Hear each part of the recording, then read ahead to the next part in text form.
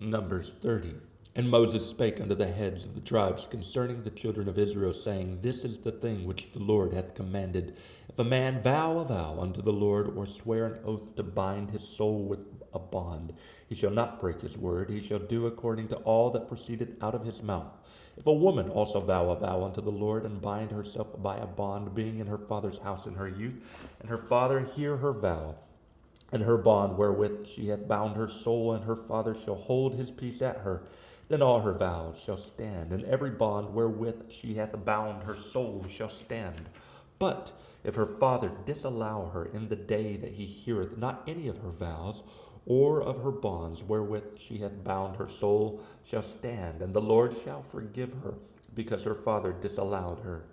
And if she had at all an husband, when she vowed, or uttered aught out of her lips wherewith she bound her soul, and her husband heard it, and held his peace at her in the day that he heard it, then her vow shall stand, and her bonds wherewith she bound her soul shall stand.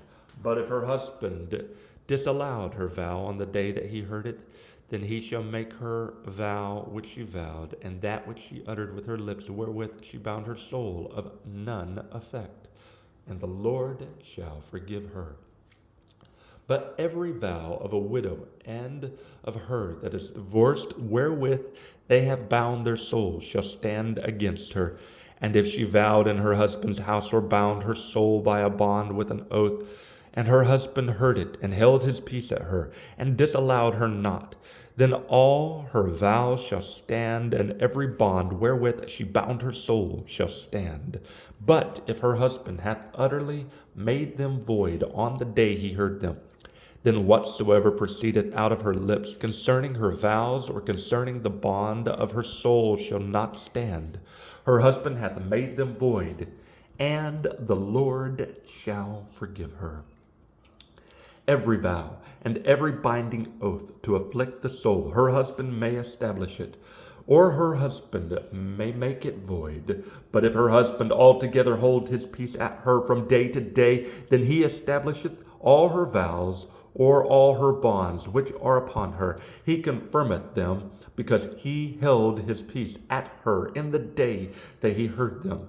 But if he shall anyways make them void after that he hath heard them, then he shall bear her iniquity. These are the statutes which the Lord commanded Moses between a man and his wife, between the father and his daughter, being yet in her youth, in her father's house. Numbers 30.